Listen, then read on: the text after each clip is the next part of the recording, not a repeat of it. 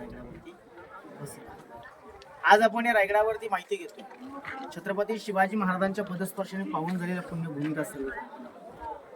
समोर चौथरा पाहतो. या चौथऱ्यावरती आपल्या राजाने अखेरचा श्वास 3 एप्रिल वार शनिवार हनुमान जयंती दुपारी 12 वाजता. समोर तुम्हाला जो चौथरा पाहायला भेटतो इतिहासामध्ये अति महत्वाचं स्थान आहे.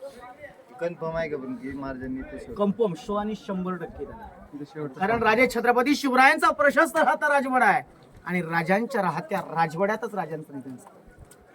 छत्रपती शिवाजी महाराजांनी 9 वर्ष वास्तव्य केलं. मखमली पडद्या पैठणी कपड्यामध्ये हा सजवलेला पूर्ण राहता राजवाडा आपल्या राजांचा कसा असेल याची आपण कल्पना सुद्धा करू शकत नाही. त्यावेळेचं वैभव कसं असेल. छत्रपती शिवराय 9 वर्ष वास्तव्य या ठिकाणी केलं. राजांचा जन्म 19 एप्रिल 1633 पुणे जिल्हा शिवनेरी किल्ल्यावर झाला. 1630 ला जन्म झाला. 1680 नंतर 50 वर्ष आयुष्य लागलं. 50 वर्षात आपण स्वतःचं घर उभं करू शकत नाही. पण राजाने 362 किल्ले जिंकून ते स्वराज्य उभं केलं. शून्यातनं विश्व निर्माण करणारे एकमेव राजे म्हणजे छत्रपती श्री शिवाजीराजे. राजांचं निधन या चौथऱ्यावर झालं.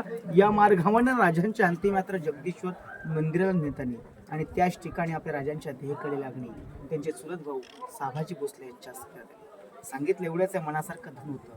धनासारखा राजा होता. राजासारखी प्रजा होती. 50 वर्ष आयुष्य लागलं. ज्यावेळी आपल्या राजांचं निधन या चौथऱ्यावर झालं त्यावेळी ही बातमी औरंगजेबाला समजली. औरंगजेबाला समजत औरंगजेब आपल्या स्वतःच्या सिंहासनाच्या गादीवर खाली उतरला.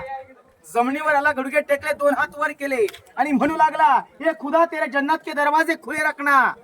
ये खुदा तेरे जन्नत के दरवाजे खुले रखना. तेरा नेक बंदा तेरे पास आहे. म्हणजे राजांसाठी दुवा करणारे दुश्मन होते.